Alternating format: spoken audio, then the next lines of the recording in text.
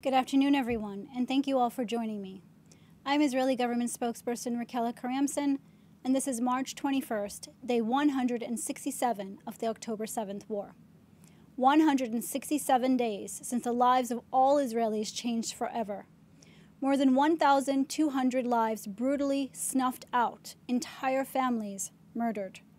253 lives violently ripped out of their homes, their very beds, watching their entire neighborhoods burn to the ground as they were taken into captivity in Gaza. Therefore, our goals in this war remain steadfast.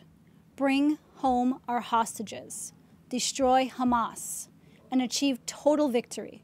Gaza will never again pose a threat to us. From the get-go, our objective has been to focus on terrorists of Hamas and Islamic Jihad, not ordinary Gazans. Consistently, we have warned and guided the residents of Gaza to leave and stay away from the fighting, creating safe humanitarian corridors and delivering an unprecedented amount of aid to civilians.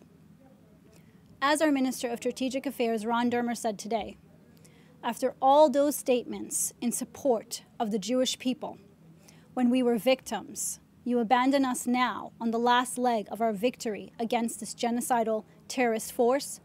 Shameful. I would now like to give you an update on COGAT. COGAT, of course, is a department that coordinates and facilitates humanitarian aid entering Gaza. Yesterday, 77 tons of food was airdropped over northern Gaza. 189 humanitarian trucks were inspected by Israel and transferred to Gaza. Of the 120 trucks that were transferred into Gaza, only 72 were distributed by the UN. If there is indeed an aid or food crisis in Gaza, it is squarely on the side of distribution. Our message to the UN is clear. We are doing our part. Try doing yours. Hamas started this war on October 7th, and any related consequences rest at their door. Israel's COGAT has delivered 17,647 trucks of humanitarian aid and counting. Again, it is the UN's job to distribute it. I would like to turn now to an operational update from Gaza. Specifically, the IDF's ongoing targeted operation to rid the Shifa hospital of terrorists. Hamas returned to the Shifa hospital and attempted to regain control and return the hospital to their command center, once again trying to use the most vulnerable as human shields. This cannot and will not be allowed. The IDF continues to foil these plans.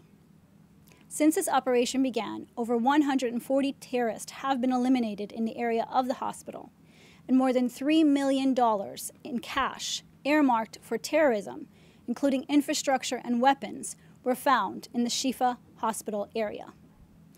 During this ongoing operation, around 3,700 Gazans heading south were able to move through the checkpoints near the hospital.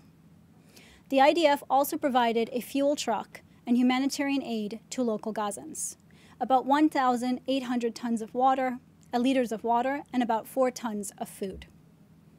I would like to turn now to the situation on Israel's northern border. Yesterday, Hezbollah launches were identified in the areas of Hardof, Yiron, Misgav, and Margilot.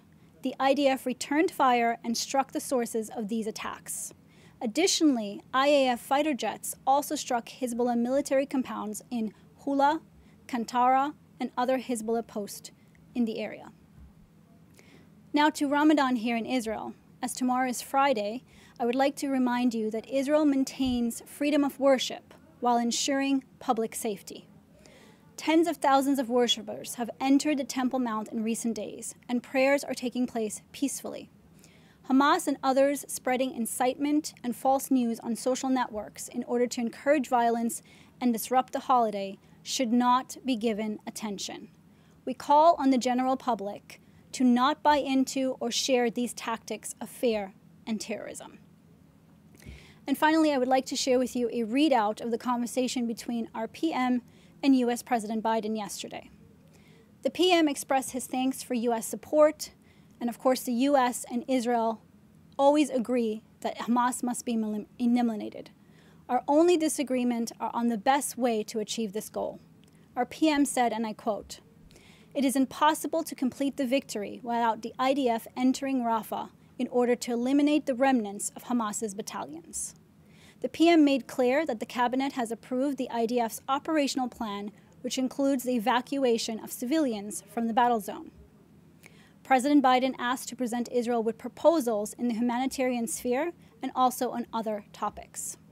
The PM said, and I quote, "There have been times that we have agreed with our friends, and there have been times that we have not agreed with them.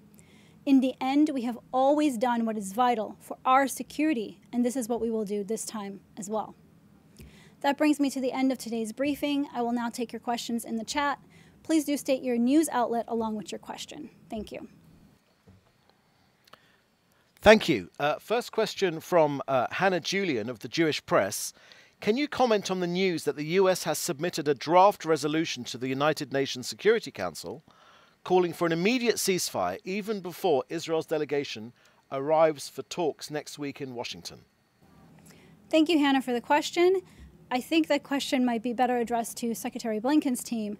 I will say, however, that our goals in this war remain the same. Bringing our hostages home and eliminating Hamas and making sure they can never pose a threat to us from Gaza ever again.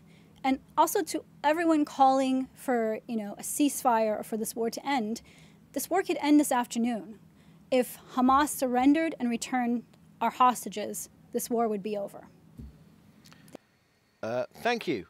Another question from Hannah Julian. Also, do you have a response to Secretary Blinken's call for the establishment of a Palestinian state? We have heard those reports. And again, I think that question would be better addressed to Secretary Blinken's team. I don't have any comment at this time. Thank you. Question from David Clement at the News Forum. Secretary of State Blinken has said that the gaps are closing regarding a ceasefire or a hostage exchange deal. Does the Prime Minister's office have any comment about these gaps and the prospect of a deal? Thank you for the question. Obviously, I can't comment live on air about the ongoing negotiations to free our hostages. But I will reiterate that Israel will do everything in our power to bring our civilians and our hostages home. And like I said, these talks are ongoing, and at this moment, I can't comment on them. Thank you. Question from Joel Pollack at Breitbart News.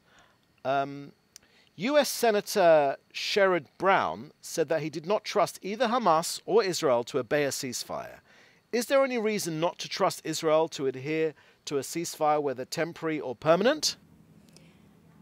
Those comments, I think, are unfortunate, as every ceasefire that we've had in the last few years with Hamas has been broken by Hamas.